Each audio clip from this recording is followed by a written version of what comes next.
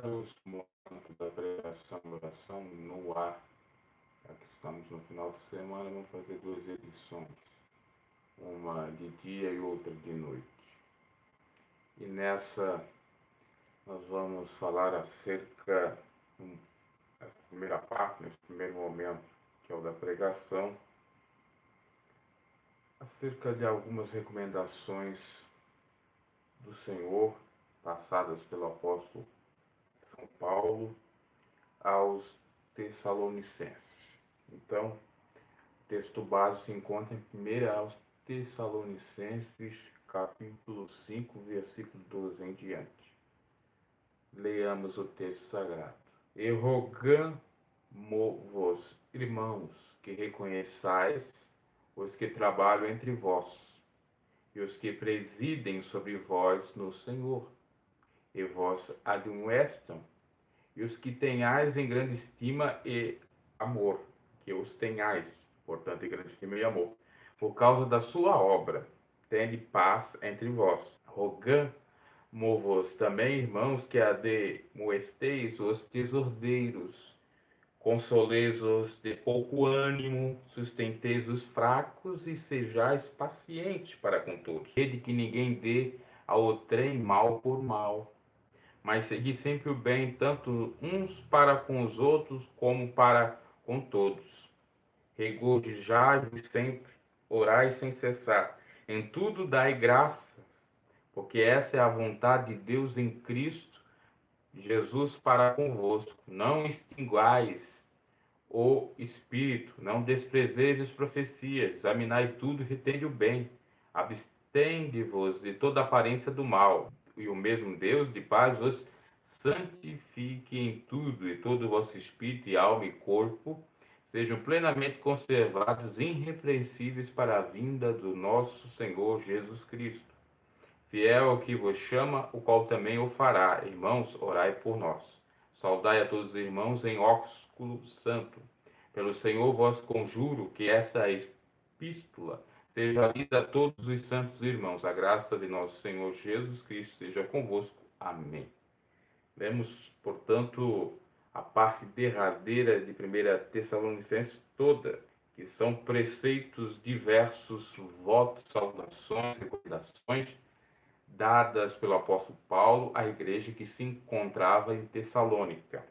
E a primeira recomendação que o apóstolo Paulo faz à igreja que estava servindo ao Senhor em Tessalônica é que reconheça os que trabalham, é o versículo 12 do capítulo 5, reconheça os que trabalham entre vós, aqueles que trabalham na seara, na obra evangelística missionária do Senhor de fato, aqueles que amam fazer a vontade de Deus e doam-se pelas almas, para a salvação das almas perdidas em todos os lugares do mundo, não se preocupando, tendo medo de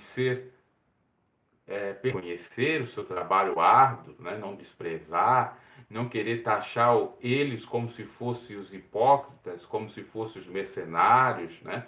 Porque tem isso, pregador, não, esse é mais do mesmo, farinha do mesmo saco, esse está usando o nome do Senhor para se enriquecer. Existe, de fato, felizmente, esses tipos de pessoas.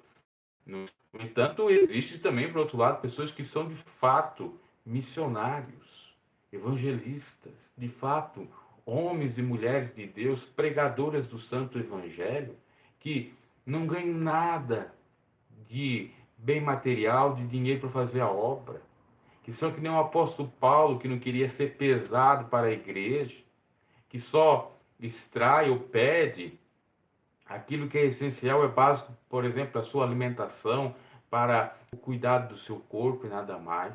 Até porque a Bíblia nos diz, Jesus nos diz, que o obreiro é digno do seu salário. No entanto, não é para se enriquecer, muito menos para ficar aí ostentando riquezas, dizendo que Deus é comigo porque eu sou próspero. Isso é ilusão, isso é discurso e doutrina do diabo, porque o próprio Jesus disse que ele faz chover e faz o sol nascer sobre a horta, sobre a plantação, sobre a casa, tanto dos ímpios como dos justos, sobre a casa dos bons e maus.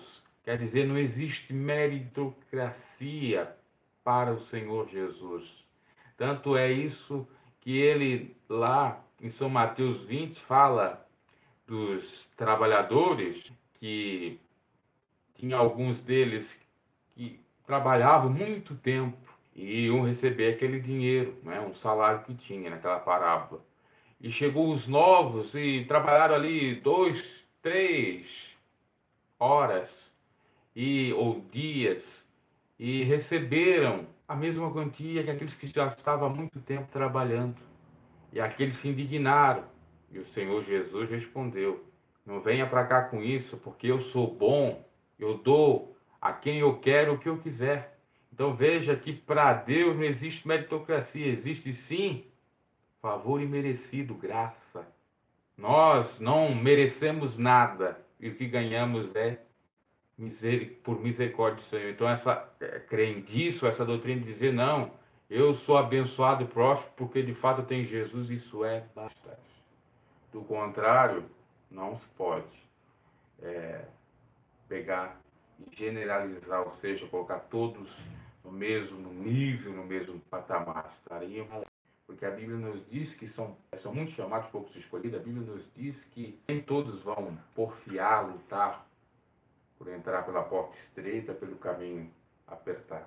Então é para os irmãos considerar aqueles que trabalham. E aqui também pode significar aqueles que labutam secularmente, digamos assim, aqueles que não trabalham na obra, mas trabalham nas suas profissões, com as suas habilidades.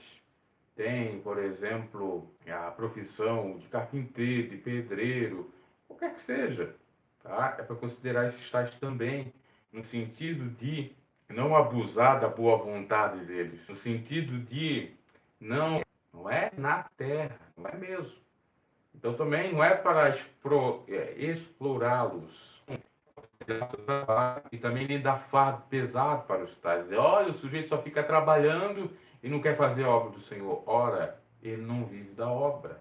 Se ele não vive da obra, ele tem que trabalhar para sustentar sua família.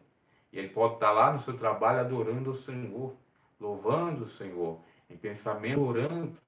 Pode estar fazendo, inclusive, a obra do Senhor, falando o nome de Jesus na hora que tem oportunidade, no intervalo do seu trabalho. Então, isso é discurso de quem não entende o Evangelho, de quem não teve o discernimento do Espírito nesse sentido. O apóstolo Paulo está dizendo aqui, obviamente, que, em primeiro lugar, a prioridade é a obra do Senhor, para considerar a obra, mas nós podemos interpretar também dessa forma, para que aqueles que contribuam com as suas ofertas, com inclusive as suas doações para pessoas necessitadas, que eles não estão fazendo o que Marta estava fazendo quando Jesus chegou na sua casa. Eles não estão escolhendo a ruim ou péssima parte. Eles podem sim estar escolhendo a boa parte, ouvindo Jesus, que nem Maria, até mesmo ali onde nós não imaginamos. Por quê? Nós não podemos julgar eles pela aparência. Porque só quem conhece o íntimo e profundo do ser humano é o Senhor.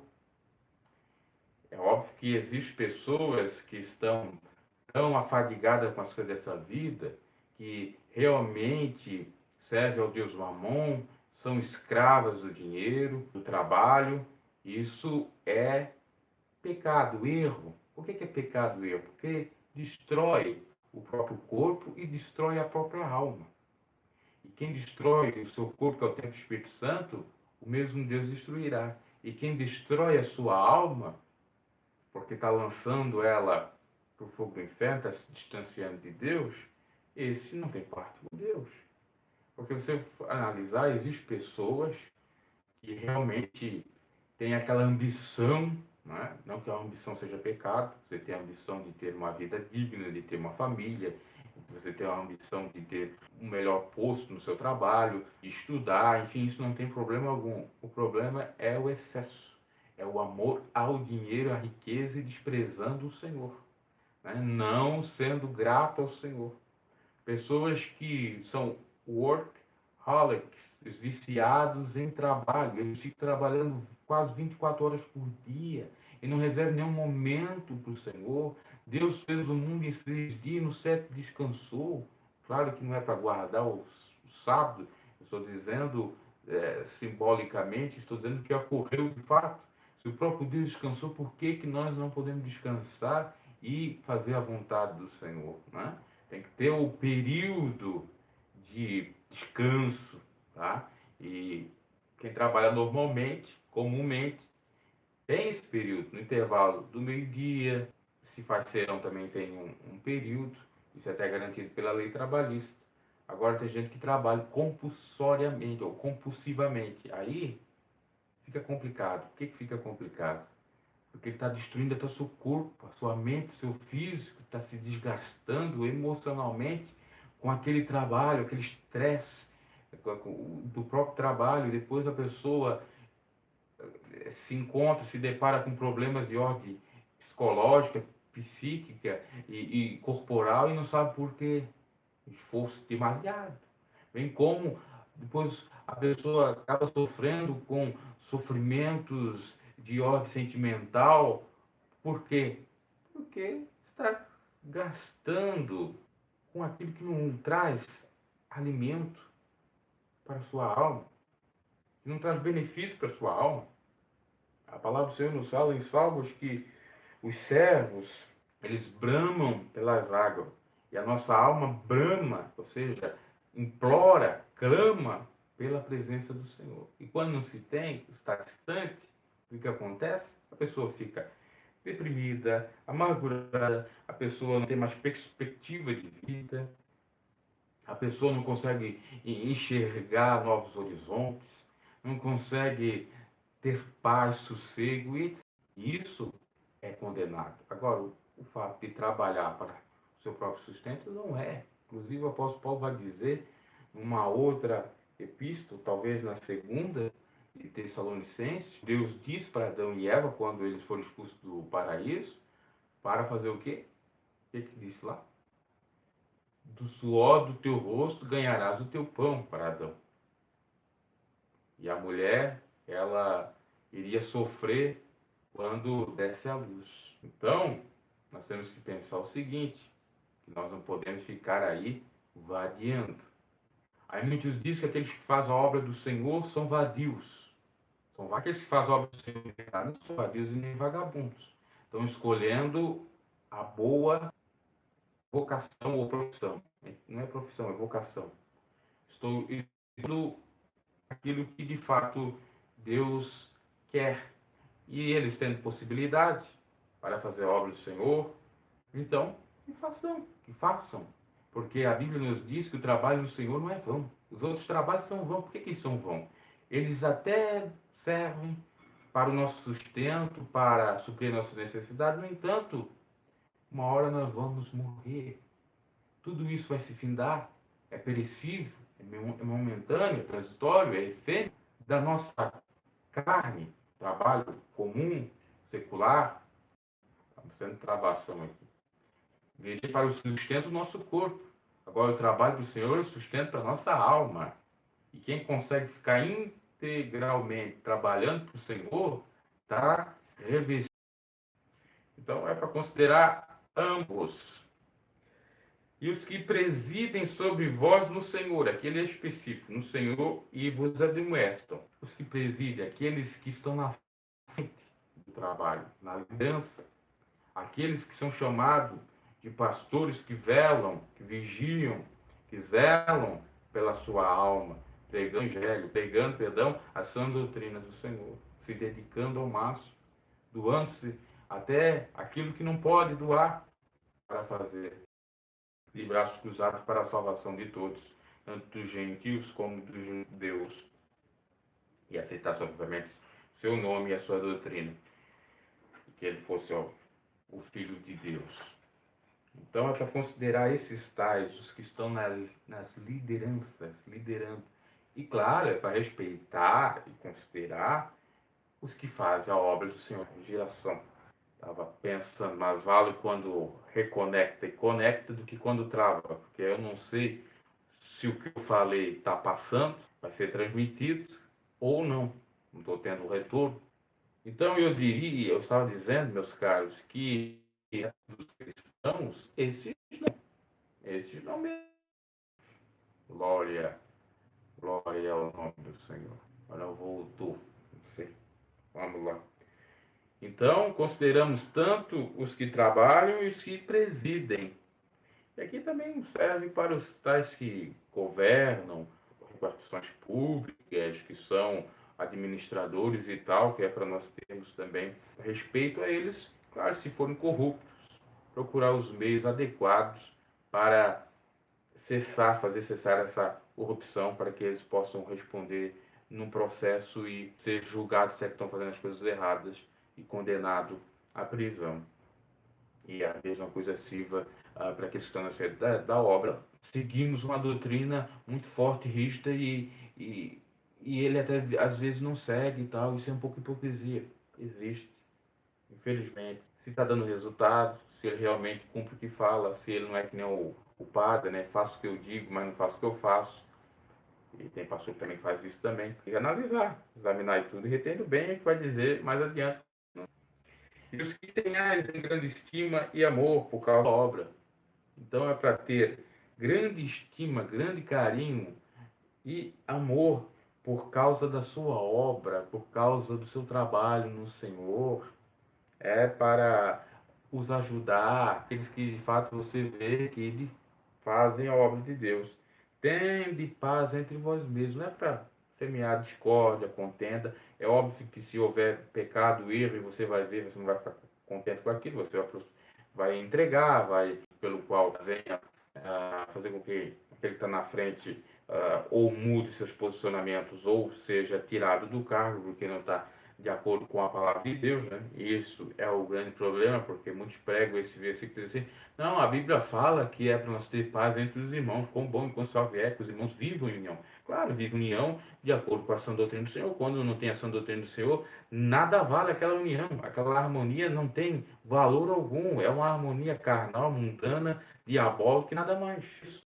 Que a união e a paz é no Senhor, na doutrina do Senhor. Não podemos criar problemas com aquilo que o Senhor estabeleceu, com aquilo que o Senhor falou. Por exemplo, se você for interpretar dessa maneira assim, tão abrangente e tão rasa, você vai dizer que o apóstolo Paulo então semeou a discórdia e a contenda quando ele exorta o apóstolo Pedro, que está se debandando para os judeus por conta da circuncisão, fazendo ocasião com os gentios, né? Sendo hipócrita, porque defendia os judeus, era sempre ao lado dos judeus, contava que os gentios e os judeus não estavam, ele defendia os gentios, agora quando estavam os judeus, os gentios defendiam os judeus.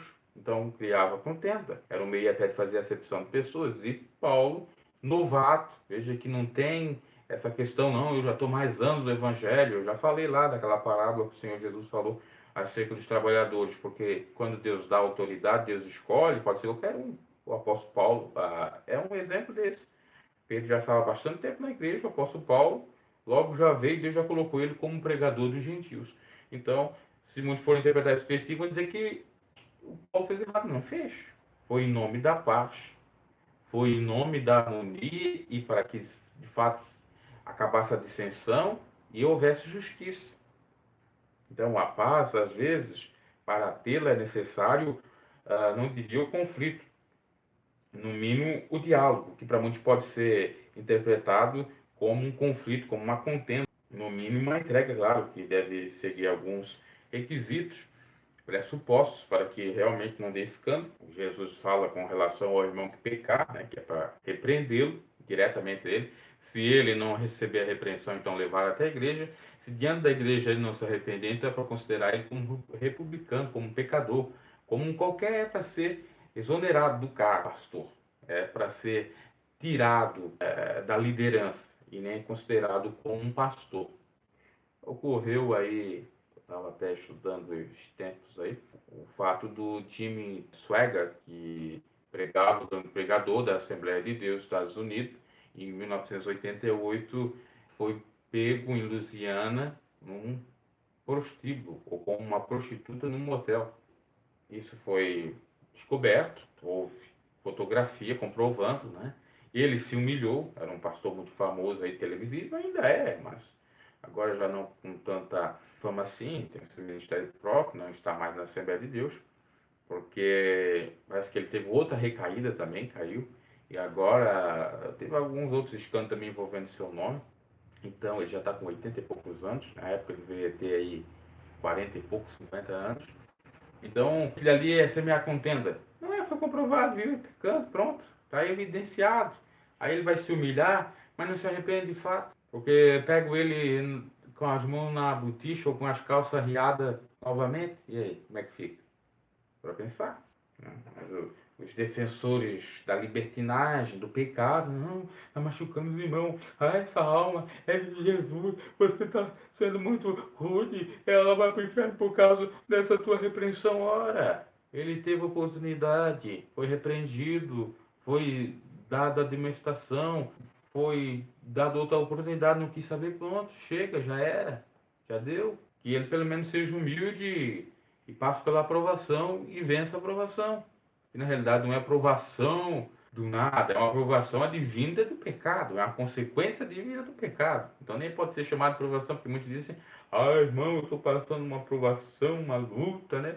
Mas a luta, a aprovação está vindo. A aprovação, repito, é a consequência do pecado. Porque a aprovação, quando Deus nos prova, é para fazer com que nós sejamos mais santificados, para que nós tenhamos uma bagagem espiritual, experiência, para que possamos aprender algo que ainda não aprendemos e tal. É algo para nossa edificação e acontece geralmente do nada, de repente, como Jó. Jó estava abençoado, não estava pecando contra o Senhor, tinha uma reputação ilibada. Satanás foi lá e caluniou Jó diante de Deus, por inveja e tal. Ah, ele disse, é porque tu tens dados, Deus, isso e aquilo para ele, agora aquilo eu quero ver se ele te serve. Aquilo ali foi uma aprovação? E o Jó disse, não. A sua mulher, como o Lucas fala, eu não vou de maneira alguma esconjurar o meu Deus, eu não vou de maneira alguma falar mal contra meu Deus, amaldiçoá-lo. Nu eu vi esse mundo e nu eu sairei. Então, isso é aprovação.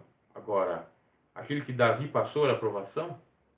Aquilo era a espada da repreensão do Senhor, a consequência do pecado.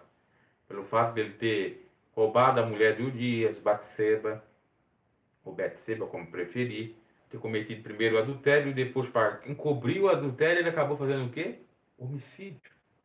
Matou o seu próprio amigo, mas foi descoberto. Aí veio a espada, o profeta Natan, arrependendo, veio a assolação para toda a sua família. Absalão quis usurpar o trono dele. Temos o caso de Aminon e Tamar, dois dos seus filhos que cometeram incesto. O filho que ele teve com Betseba, o primeiro, fora morto. Depois eles tiveram Salomão, e o que deu com Salomão? Até Deus abençoou Salomão, no entanto, Salomão virou as costas para Deus num determinado momento, ao se casar ou a juntar com mulheres de outras nacionalidades, de povos pagãos, que serviam outros deuses, e ele ali fez altares a esses deuses, a Balaíns, a Moloque, a tantos outros deuses, e a consequência foi terrível. Então veja, o que Davi passou foi aprovação, não foi aprovação, consequência do pecado, que o Jó passou sim. Então, refuta toda essa tese, ah, não, depois da aprovação. É de fato provação ou é consequência do seu pecado? É de fato provação quando você é exortado na igreja, colocado no banco? Às vezes é, porque vocês estão fazendo injustiça contigo, porque você for falar a verdade e colocar você lá punido indignamente, como fosse indigno, mas não sendo. Agora, existe coisa que você faz mesmo e pronto. Aí é tentar encobrir o pecado, o erro. Vamos lá. Rogamos-vos também, irmãos, que admoesteis os desordeiros. Olha só. Então, o apóstolo Paulo ele falava dos dois lados. Quando ele falava no versículo 12 acerca de considerar aqueles que trabalham, considerar os que presidem, considerar aqueles que admoestam, faz a obra do Senhor em grande estima e amor, e aqueles que de fato são verdadeiros, são genuínos pregadores do Evangelho. Agora, aqueles que são desordeiros, que têm só a máscara, que são lobos vestidos de pele de ovelhas, que são joio, esses é para ser exortados, é para ser admoestados os desordeiros, os barderneiros. aqueles que não aceitam, não querem de maneira alguma aceitar a verdade à luz do Evangelho como deve ser. Tomemos muito cuidado com isso. E isso não é só a missão para a igreja, uma igreja missão religiosa, que tem lá a sua cúpula, que tem toda a normativa eclesiástica, não. É para todos nós. Somos igreja do Senhor, nosso templo aqui do Espírito Santo, da habitação do Deus vivo, não é as quatro paredes ou uma organização humana, entidade religiosa. Nós vemos, como já disse, irmão, pecar, claro, com sabedoria, com mansidão. Vamos lá exortar para que ele se convença do seu erro, para que o Espírito Santo trabalhe com aquela mensagem enviada por nós. Tá? Porque quem vai convencer o homem do pecado e do erro é o Espírito Santo. Nós podemos dar martelada, podemos dar paulada, podemos forçar. Se o Espírito Santo não trabalhar, não acontece nada. Não adianta. O Evangelho não funciona com força nem com violência. É tudo pelo Espírito. O Espírito que convence o homem, ou o Espírito que convence o Espírito do homem a abandonar suas más obras. Consoleis-os de pouco ânimo. Né? Quantos irmãos fracos na fé? Quantos domésticos na fé? Quantos que precisam de fato de uma palavra de ânimo? Que precisam de uma ajuda? E precisam ser tratados como meninos ainda, porque estão no início da sua caminhada, trajetória no Evangelho, são neófitos, iniciantes na obra do Senhor, então é necessário ter um pouco mais de cuidado com esses, é necessário visitá-los, é necessário falar do amor do Senhor com candura, com amor, é necessário para que ele não se escandalize. Jesus disse que é mister que o escândalo vem ao mundo. No entanto, ai daqueles que trazem esse escândalo. No Evangelho, trazer esse escândalo. Eu não digo escândalo que a igreja ocupa a denominação, né, por conta dos seus usos e costumes e dogmática que segue, diz que é escândalo. O escândalo que eu falo é a luz da palavra do Senhor. E quando um sujeito, uma pessoa, sendo mulher ou homem, traz o escândalo, é geralmente quando ela prega uma coisa livre. É quando ela, por exemplo, prega para amar o próximo e não ama o próximo. Ela prega para ajudar o próximo e não ajuda, tendo condições. Ou ela prega contra, digamos assim, um adultério e ela é casada e está adulterando com várias outras pessoas. Tá? É isso o escândalo. Porque às vezes as denominações dizem que o escândalo é o irmão tá de barba, o irmão tá de bermuda. Isso não necessariamente é escândalo, meus caros. Escândalo de acordo com os usos e costumes da igreja. Agora, de acordo com a palavra de Deus, o escândalo é descumprir o mandamento do Senhor, que é o amor. Amar a Deus sobre todas as coisas, ao próximo a ti mesmo. Que é exatamente cumprir aquilo que o apóstolo Paulo vai falar, né? Que aqueles que não entram no reino dos céus, ali em 1 Coríntios 6:10, aquilo ali seria escândalo. Pastores falsos, que pregam uma coisa e vivem outra, seria escândalo. Como isso que eu já disse aí de adultério, coisas que a Bíblia fala. A Bíblia não fala de vestuário, fala para a gente ter uma modéstia, né? Ser irrepreensível nesse sentido. É claro que você não vai para uma igreja de short, é claro que não se deve você ir para uma igreja, manifestação em público, barbudo, sem se cuidar, sem asseio pessoal. Eu discordo. Agora, o sujeito às vezes vem na casa do irmão, aí pega ele lá desprevenido, o sujeito está sem camisa, o sujeito está de short. Puxa vida, é a privacidade dele, é a vida dele, o que tem a ver com a vida? Deus não tem problema com nudez não, meus caros. Tá? Deus não tem problema com nudez, porque Adão e Eva estavam nus diante dele. Isso é para você pensar. Há o problema da nudez por conta da sexualidade, da lascívia, dos pecados que pode gerar em terceiros, porque fica cobiçando, mas também isso, independe, às vezes a pessoa está toda tapada, o outro, por ter uma mentalidade tão imunda e suja, acaba tendo desejo de coito com aquela pessoa, e não tem como cuidar disso. Tá? Isso independe também. Agora, só que eu estou na minha privacidade, não posso fazer nada. Isso aí é um exagero, uma extravagância, tá? Isso não é evangelho, isso é o costume. Isso não é escândalo também. O escândalo é o público. O escândalo é isso que esse pastor aí fez. Ó. Ele quis esconder o escândalo, mas foi pego, porque não há nada que fique no oculto, seja revelado, que não seja revelado. Deus revela mesmo. foi andar com a prostituta, e ser escândalo, pregava santidade, e lá fazendo aquela coisa depois com prostituta, sendo casado. Se fosse um jovem, poderia ser um pouco mais tolerável, né? Porque o sujeito não tem uma mulher, não casou, é errado. Mas daria-se um desconto. Agora o sujeito tem uma mulher, tem filho, tem família. E a Bíblia fala para nós dar bom testemunho, para caído que ele se levante, etc. Isso é a missão da igreja também, ajudar os frágeis, consolar os de pouco ânimo e sustentar os fracos, que seria uma categoria abaixo desse de pouco ânimo.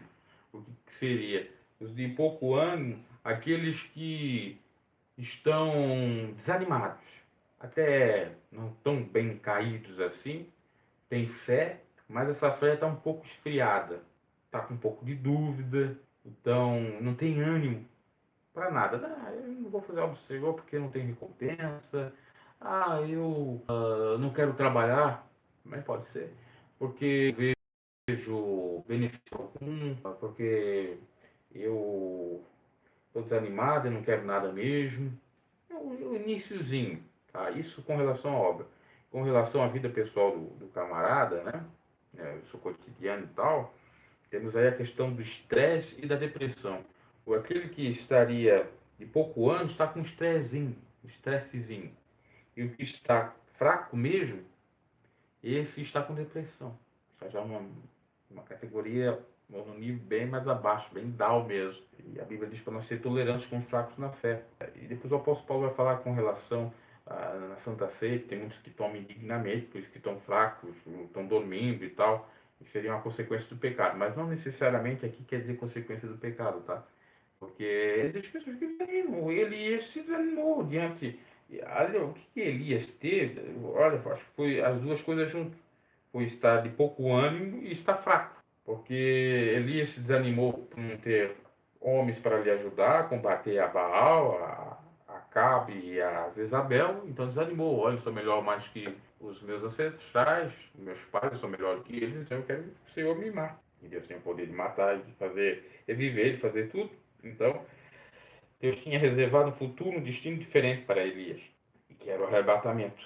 Então, ele foi lá, enviou seu anjo, deu comida, deu bebida, fortificou e mandou dar ânimo para ele ter ânimo. Então, veja que ele estava em um estado tão deprimente, tão terrível, ele estava fraco mesmo. E tem pessoas que estão nesse estado. Uns estão com pouco ânimo. E aí você dá uma injeção de ânimo nele, ele vai. Outros mesmo mudando, ele não vai, porque já está num estado mais terrível.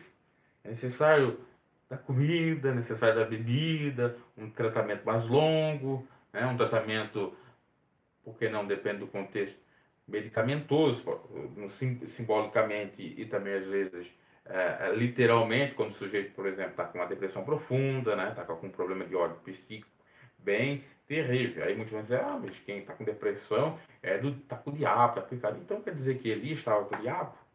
Elias não teve um sentimento profundo de depressão, de estresse, de depressão? Claro que teve. A sorte é que o anjo foi tratar com ele mesmo, né? Ele não precisou de médico. E muitos na Terra, o que acontece? Que às vezes não conhecem o Evangelho ou que estão fracos no Evangelho, acabam confiando mais no médico, fazendo que nem o rei Asa. Aí tem um prejuízo, porque o médico é limitado.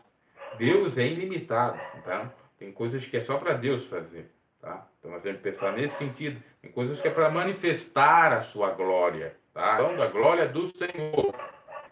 Então, meus caros, tanto os desordeiros, tanto aqueles que faltam de ânimo e tanto aqueles que estão fracos na fé, né? E temos que ser pacientes para com todos, para com os desordeiros, para com os de pouco ânimo e para com os fracos. Claro que a categoria do desordeiro seria a pior, porque o sujeito até tem ânimo, o sujeito até está fraco, mas ele se insurge contra a autoridade de Deus, ou contra a doutrina do Senhor.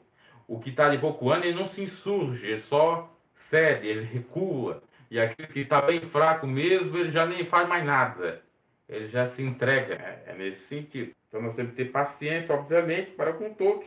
No entanto, não sermos ingênuos, ter paciência de eterno, no sentido de acoitar tudo que está sendo feito, de aceitar, de resignação, não é isto. Porque se você aceitar a baderna, a desordem, o que vai virar? Aceitar a baderna, a desordem, o que vai ser, por exemplo, de um Estado, de uma nação? Tem que vir a intervenção militar, tem que vir a intervenção das Forças Armadas, e aqui simbolicamente as Forças Armadas e a Polícia Militar é exatamente aqueles que estão revestidos do poder de Deus, das armaduras de Deus, para combater, sabendo que a guerra que nós temos não é contra a carne, não é contra o sangue, mas sim contra as hostes potestades e principados do maligno. Vede que ninguém dê ao trem mal por mal, mas seguir sempre o bem, tanto uns para com os outros como para com todos. Então, não é para revidar com o mal, é para fazer o bem sem olhar a quem. É difícil, a nossa carne, ela é fraca e nós estamos propensos a fazer isso. E fazemos, não adianta nós dizer que não, nós fazemos, eu faço, você faz. Infelizmente isso de revidar o mal com o mal, né? Porque revidar o bem com o bem é tranquilo, agora o mal com o mal, né? Mas temos que ceder, tem que sofrer, que tem o amor, tudo sofre, tudo espera, tudo crê. Às vezes não é fácil. E também aqui o apóstolo Paulo não está querendo dizer que é para você aceitar o mal toda a vida eterna, não é para você dizer, eu tenho que cumprir essa palavra, então o sujeito vem, me maltrata, vem, faz tudo comigo, eu tenho que aceitar numa boa. Não, aí você está sendo trouxa, está sendo otário, está servindo de tapete de Satanás, a gente fala essa expressão, até que minha tia já falecida falava, e é uma verdade, porque você vai servir só de pisoteio do maligno, não é isso? Vamos lá. Regozijai-vos sempre, alegrai-vos sempre, alegria é bom para o coração, já dizia Salomão. Então, muitos se escandalizam, o irmão é muito engraçado, o irmão é muito alegre. Puxa vida, qual é o problema? A alegria, o gozo é fruto do Espírito.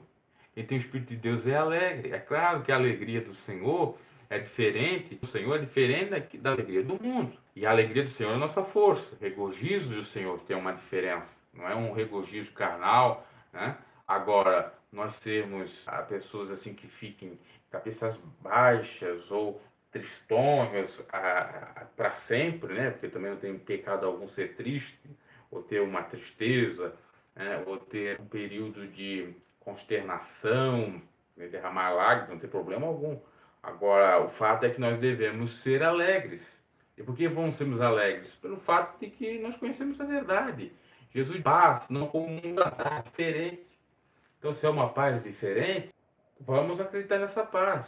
E o fato dela ser diferente, para você perceber, é que a alegria do mundo, ela é passageira, ilusória e é apenas de aparência. Agora, a alegria do Senhor, ela é a essência. Ela é de dentro para fora, ela é completa. Então, por isso que é a diferença. E por isso nós somos salvos, nós temos que ser alegres. Temos a alegria da salvação. Aleluia.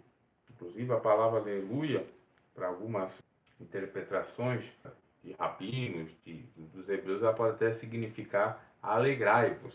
Chego a dizer que seria glória a Deus, tá? Mas é algo que representa mais ou menos isso, glória a Deus e alegrai-vos. Então, quando você dá aleluia, você está dizendo glória a Deus, alegrai-vos.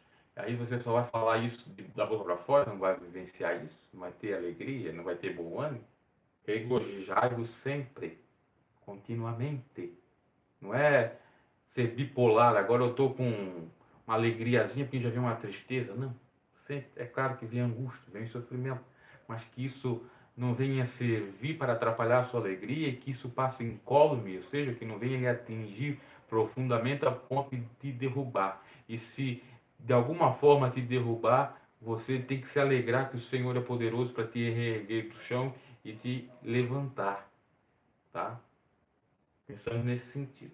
É claro que aquele que já está um pouco debilitado, é difícil essa palavra de alegria. Como é que você é alegre? Isso é muito simbólico, isso é um eufemismo, não tem como. Eu perdi meu pai, eu perdi minha mãe, eu não tenho ninguém por mim. Tem uma história, perdão, triste, uma história terrível. E mesmo já estando no Evangelho, às vezes fica complicado. Só que nós temos que enxergar pelo ponto de vista espiritual. Podemos não ter nada lá, não tinha nada, mendigo, Não tinha nada, mas tinha salvação, isso que importa. Então, fazer com que a pessoa pense sobre uma outra óptica, sobre um outro olhar. E Deus dá a orientação, né? Para a gente, de fato, exortar os irmãos nesse sentido e também para nos auto-exortar. Porque às vezes a gente consegue até animar alguém, a gente consegue até dar palavra de conforto para alguém, sustentar os fracos, ser paciente com ele, exortar para ele ser alegre, mas não consegue fazer isso conosco. Não conseguimos fazer isso conosco, consigo mesmo, né? A gente não consegue fazer. Ah, eu consigo ser alegre com os outros, mas para mim eu não consigo. Eu consigo ser uma pessoa que dê palavras de conforto, de consolação e tal para os outros, para mim eu não consigo. Eu consigo exortar os outros, não consigo me auto-exortar. Isso nem sempre é hipocrisia. Às vezes é de fato alguma problemática de ordem da própria reflexão, né? Meditação da palavra do Senhor. E o certo seria primeiro nós nos fortalecer, primeiro nós sermos consolados, ou pedimos o consolo de Deus, primeiro nós sermos admoestados para não ser desordeiro, depois então, né, fazer isso aos demais. Orai sempre, não, orai sem cessar, orai sempre, dá no mesmo. Então, o Espírito, devemos orar. Aqui é o momento da pregação, da oração, e tudo dá graça, porque essa é a vontade de Deus em Cristo Jesus. Você dá graça pelo pão que você come, pela comida que você tem na mesa. Você dá graça pela bebida, água que você toma, pelas vestes que você tem, pelo trabalho. Agora nós estamos passando aqui no Brasil esse momento de caos aí da greve de caminhoneiros, faltando gasolina, faltando insumos, as prateleiras de supermercados, enfim, faltando mercadorias e tal. E a pergunta que nós devemos fazer, de fato nós estamos sendo conscientes ao ponto de pensarmos, puxa vida, não devemos agradecer ao Senhor por ter as coisas que temos e em vez de agradecer ao Senhor ou enxergar o Senhor só quando nós não temos nada, está em falta, né? Porque houve aí o desespero para comprar gasolina. Ah, se falta gasolina, como vai ser a minha vida? Como vai ser meu trabalho? Como vai ser isso? Como vai ser aquilo? Só que, meus caros, existem outras coisas essenciais e que nós nem paramos para analisar, para pensar. Que pessoas que não têm carro, pessoas que não têm amigos que possam levar eles a algum passeio. E nós temos, aí ficamos frustrados, não temos gasolina, o que vai ser? Fica aquele caos. E tem gente que está passando situações piores. Outros não têm o que comer, você tem dinheiro para comprar, mas eu tenho para comprar, mas não tenho a mercadoria, eu não tenho aquilo que eu gosto. Mas uma coisinha ou outra tem, o pior é aquele que não tem nem dinheiro para comprar. Às vezes a pessoa não enxerga isso, né? E fica assim, já desesperada com uma coisinha de nada. Até eu escutava outrora um filósofo falando que essa geração do século XXI é uma geração mimimi. Por que é mimimi? Porque tá qualquer coisinha que falta, mimimi, meu Deus, é o fim do mundo, e aquela coisa toda. Se fosse analisar como passaram seus avós, como passaram seus pais, eles não iam ser tão assim reclamões. E tão ingratos. Aí eu já diria a Deus. Esse filósofo falou até ateu, eu já aproveitei esse texto para falar da gratidão em nome de Deus. E como você pode ser grato? Ou dar graça, tudo ao Senhor? Reconhecendo, meu Deus, eu tenho aqui, tem gente que não tem. E o pouco que eu tenho, e podendo ajudar, eu vou ajudar também os necessitados. Tem que ter essa gratidão também na prática. E você agradece ao Senhor quando você ajuda, podendo ajudar. Não adianta você acumular riquezas aqui na terra e perder a sua alma. Em tudo da graça. Aqui o Paulo está falando tudo da graça, aquilo que agrada a Deus, né? E tem coisas que não agrada a Deus. Ah, vou dar graças a Deus porque a sogra morreu.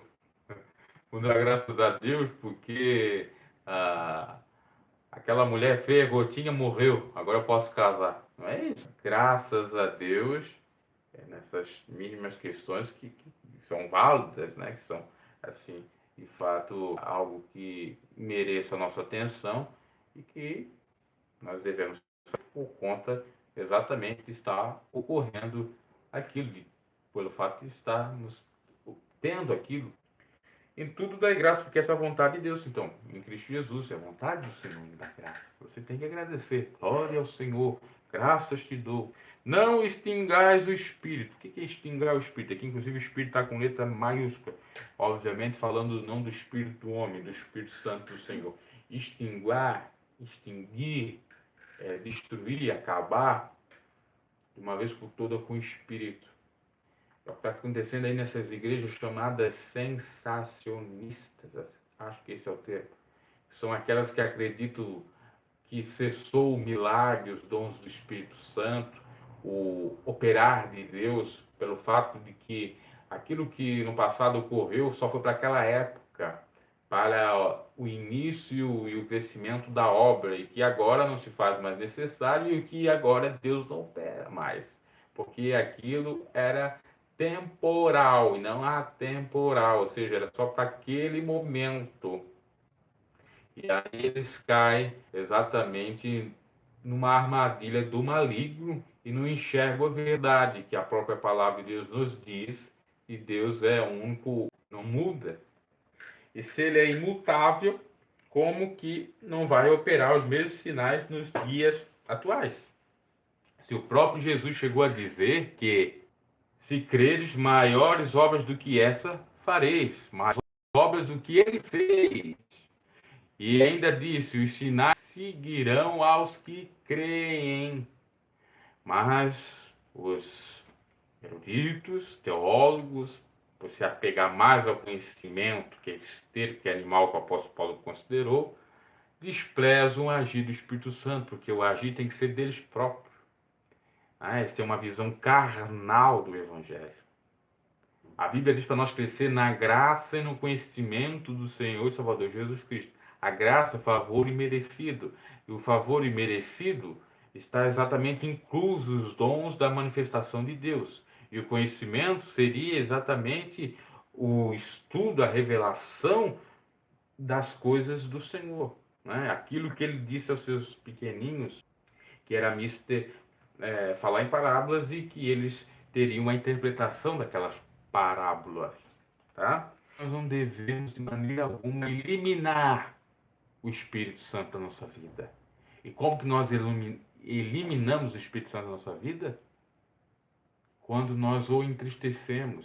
Porque o apóstolo Paulo também fala para nós não entristecer o Espírito Santo, pelo qual nós fomos selados para aquele grande dia, o dia da redenção. Quando entristecemos o Espírito Santo? Quando queremos colocar o eu acima de Deus, quando não queremos se submeter à vontade de Deus, quando achamos que o nosso próprio conhecimento pode nos salvar, quando somos tão autossuficientes que não precisamos, inclusive, da misericórdia de Deus ou do agir do Espírito Santo para convencer as almas para ganhar para o reino de Deus, porque ganhamos com nossas próprias palavras, ou quando nós achamos que a nossa salvação depende das nossas próprias obras e não da misericórdia de Deus e não da graça do Senhor ou da operação do Espírito Santo. Alguns exemplos. E essas igrejas aí chamadas reformadas, já advindas do protestantismo original, têm feito isso. Não têm explorado os dons do Espírito Santo de Deus, que é para a igreja do tempo presente também. Não têm explorado a manifestação do Espírito Santo de Deus. Porque entende eles que tudo que está acontecendo são movimentos, são auês, são criações da mente fértil humana e não são de maneira alguma manifestação do Espírito Santo de Deus, porque não tem embasamento. É óbvio que nós temos que examinar o que é de Deus e o que não é. Agora, tentar cessacionar, colocar a censura, né? Melhor o termo, a censura, a proibição da manifestação do Espírito Santo é um exagero, porque existe manifestação do Espírito Santo. Assim como não existe, ou existe falsificadamente. Isso é um perigo. Esses tais estão pecando. Porque o apóstolo Paulo está dizendo aqui, sendo enfático, que não é para extinguir, melhor dizendo, o Espírito de Deus. Não é para eliminá-lo, não é para sufocá-lo, não é para impedi-lo, porque o agir e operar é de Deus e não nosso. E quando nós achamos que aquilo que nós estamos fazendo é o certo, e que nossas palavras, nosso conhecimento, a nossa oratória e retórica valem mais do que Deus, nós estamos eliminando a operação do Espírito.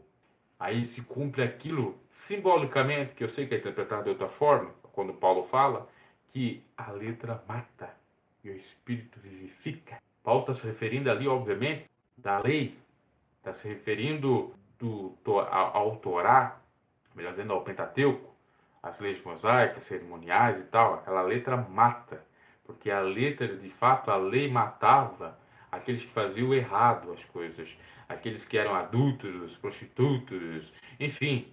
Mas na graça não há essa matança, não há a execução por meio da morte, né? Execução por pena de morte. Há sim a execução por, digamos assim, mais compreensão, né?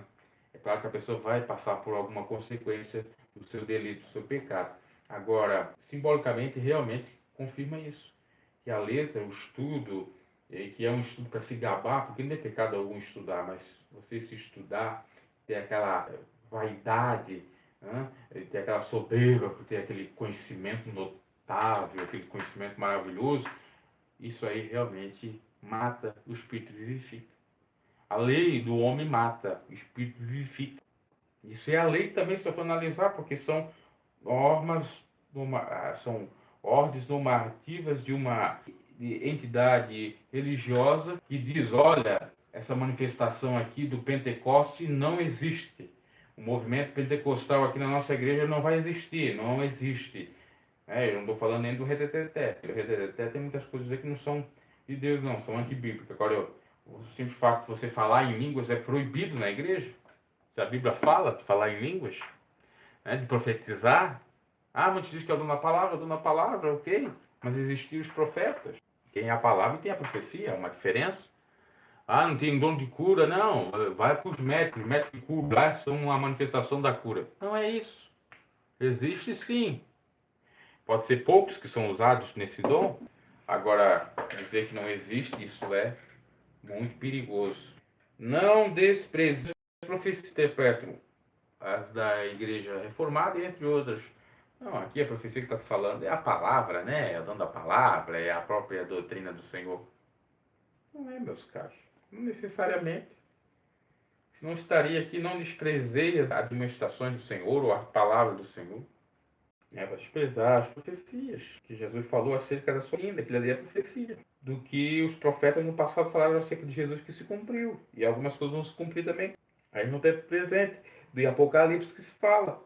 Para desprezar essas profecias. Eu vou dizer que aquilo ali não é profecia. Que não dá para entender.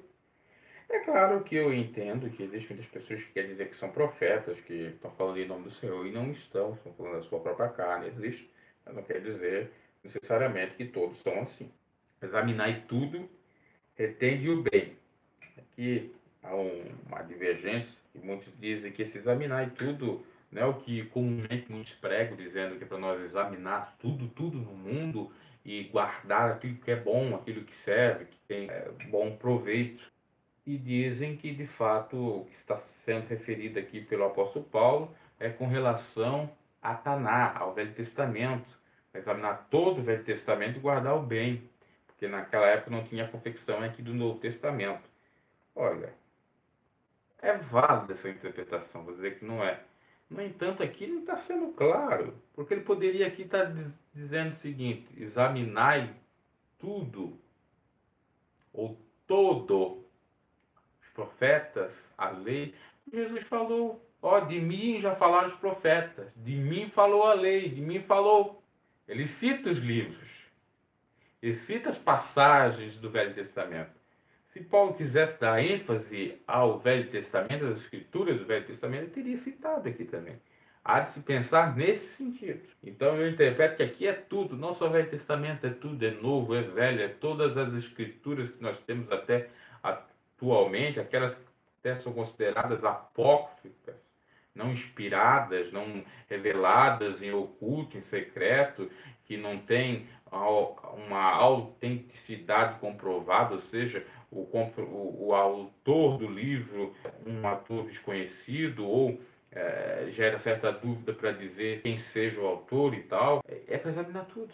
E aí fazer a comparação à luz da palavra do Senhor, inclusive o que acontece no cotidiano. Eu tenho um quadro intitulado, agora já não é mais quadro, mas é um canal chamado Examinai, em que eu examino as coisas que acontecem no meu dia a dia, o que eu vejo, o que eu percebo, o que eu escuto, nas notícias, enfim, e teço meu comentário com base na palavra do Senhor, não tem pecado algum.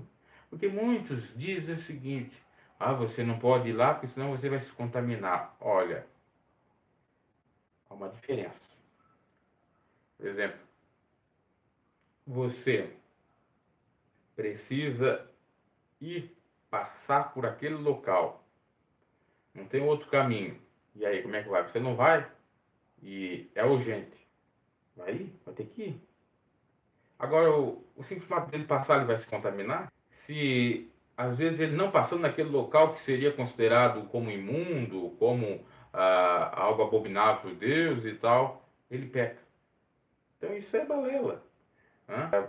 Se conta exatamente uma reflexão acerca disso que eu estou falando, né, da contaminação, com relação ao lírio do Vale. O lírio do Vale é estado bem no Pantanal, mas ele não se contamina. Parece que a garça também, né?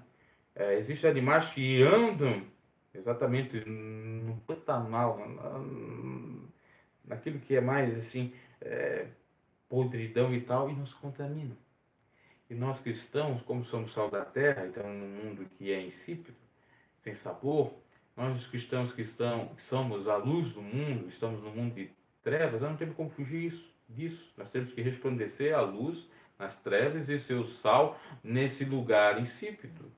Então quer dizer que eu não vou lá porque senão eu vou pecar, eu vou me contaminar. Ora, eu vou me contaminar se eu tiver com a minha cabeça pronta para ser contaminada. Agora, se eu ter um pensamento puro, santo, não vai me contaminar.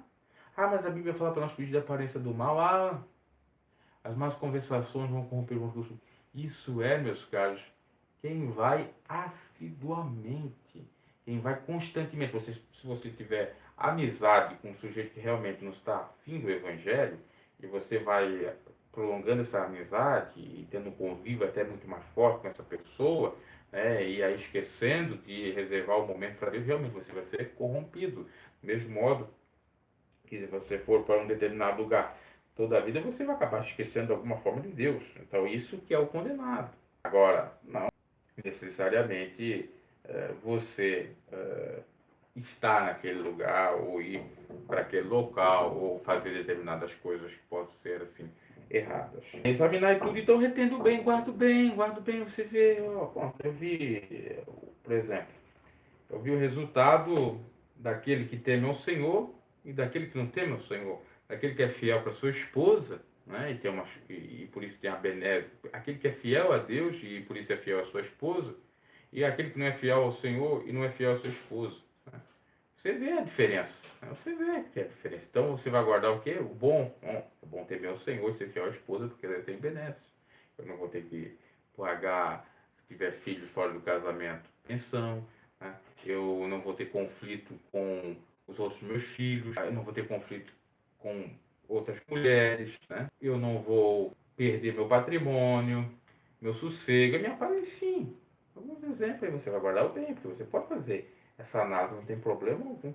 Abstém-vos de toda aparência do mal. Aqui, o se apartar da aparência do mal, eu já falei. É você estar constantemente com a pessoa. Está uma vez ou outra, uma pessoa te viu conversando com um drogado. Então você é drogado. É o problema da pessoa. Né? É o pensamento da pessoa. Porque você ali às vezes está pregando o evangelho, aí ela está suspeitando mal, é uma outra questão. Agora, se você está 24 horas com esse sujeito, né, aí você está de fato se aparentando mal. Aí tem que fazer isso aqui, se afastar, tá? Dessa aparência do mal. Por mais que você não seja a pessoa do mal, mas está aparecendo ser. Porque você está constantemente com essa pessoa, ou constantemente em locais inapropriados, ou constantemente fazendo algo que seja mal interpretado. E o mesmo Deus de paz vai santificar em tudo, né? Em tudo. Todo o vosso espírito, alma e corpo sejam plenamente conservados e irrepreensíveis para a vida do nosso Senhor Jesus Cristo. Aqui há exatamente a diferença entre corpo, alma e espírito. Né? Muitos querem dizer que o espírito é a alma, não é? Porque o Paulo cita aqui que há uma diferença, que o espírito seria o fogo de vida, né? Você dá para interpretar isso à luz da palavra do Senhor, né? E várias outras passagens. Eu não quero muito adentrar detalhes aqui, que nós já estamos finalizando. Aqui a alma é a sede do entendimento ou do sentimento, e que o corpo é exatamente o estojo que abriga tanto a alma como o espírito. O corpo é essa carcaça que nós temos aqui. Então nós somos feitos de corpo, alma e espírito. Tá? Eu sou a favor da corrente da tricotomia, acho que esse é o termo, né? E não da dicotomia, acho que esse é o termo, né? Que fala com relação da que seja a divisão de corpo, alma e espírito, e da seria a junção do espírito e alma, então só havendo corpo e alma. Né? Tem doutrinas, igrejas que pregam essa doutrina. E eu não sou a favor disso. Eu penso que há, à luz dessa passagem aqui, ó, realmente a divisão, né? Essa tríade, corpo, alma e espírito, que não existe Pai, Filho e Espírito Santo. A favor também da Trindade. Não sou unicista. Aí não vão divergir. Olha, isso pouco importa. Tá? Pouco importa também. Sabe por quê? Porque isso não vai interferir na nossa salvação. Ah, Deus com relação à Trindade, até interfere, porque nós temos que reconhecer Jesus como Filho de Deus.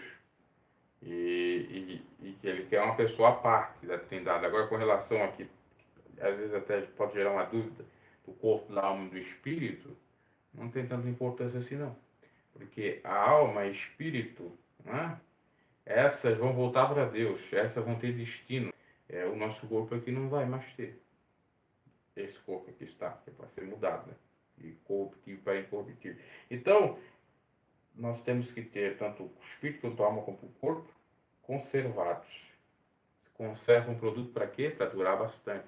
E se conserva com quê? Geralmente com sal, para que não haja contaminação, para que não haja a proliferação de fungos que venham a contaminar, por exemplo, uma carne.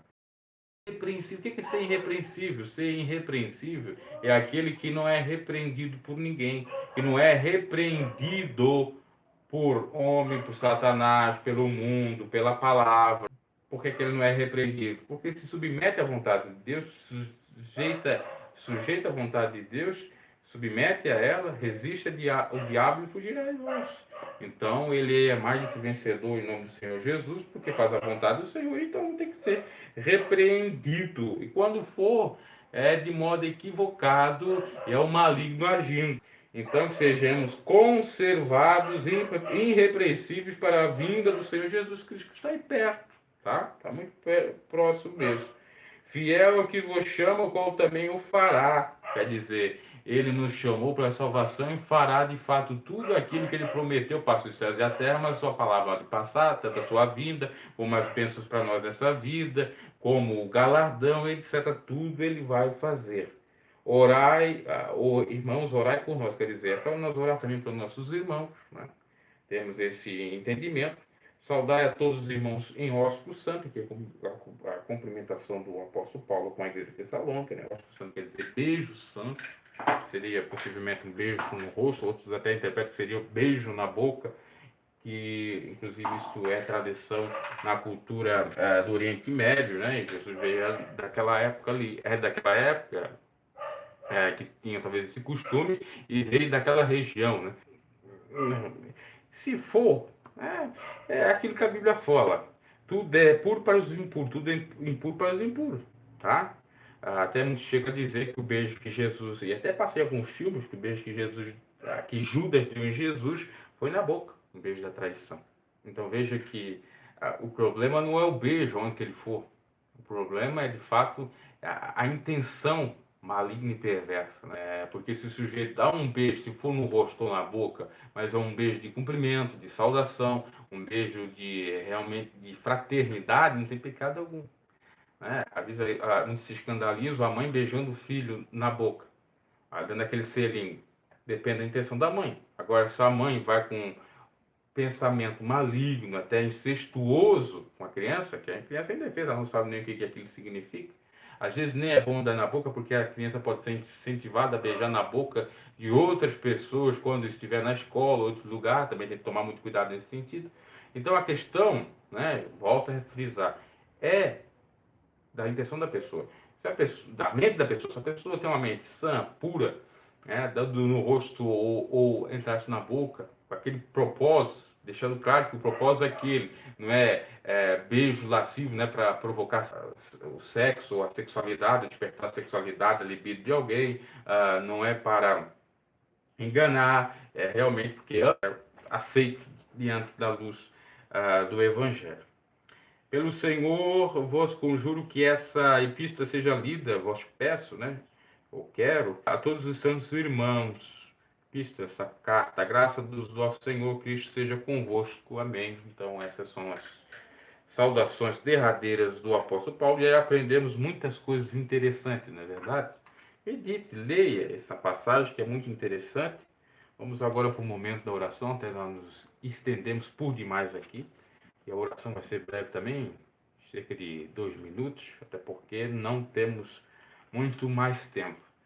Glorioso Deus eterno Pai, em nome de Jesus, pedimos a tua misericórdia, pedimos o perdão dos nossos pecados, agradecemos por essa palavra ser falada conosco, nos abençoa grandiosamente quando sempre lemos a tua palavra, nos dando sabedoria, conhecimento. Meu Pai, em nome de Jesus, contempla as pessoas necessitadas, aquelas que precisam de cura, aquelas que precisam de libertação, liberte dos seus primeiro. Também ora para os que necessitam de bênção, de vitória, de cura, de libertação. Contemple, ouça a oração dos teus justos, dos teus servos que clamam a ti com Senhor, quem impedirá? Senhor, abre porta onde não há porta, Senhor. Essa porta está tão fechada, abra, Senhor. Convence os corações, coloca um coração de carne, remove esse coração de pedra, e muitos impede, que lhes impede de chegar a Ti, de reconhecer Tu como um suficiente Salvador, que lhes impede de fazer a obra de caridade, de filantropia para as pessoas que necessitam.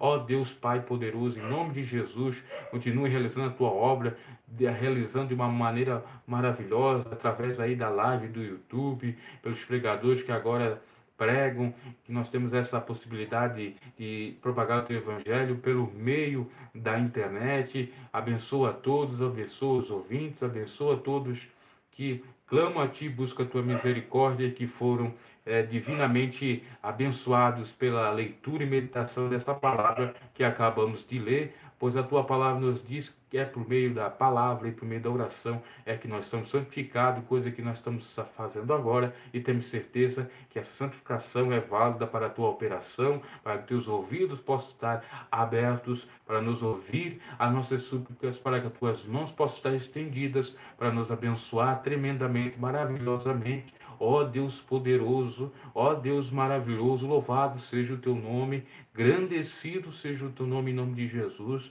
Já estou tendo até mais vontade de orar, até extrapolar o tempo, porque já estou sentindo um pouquinho da tua glória. Oh Deus tremendo, oh aleluia, glória seja dada ao seu nome.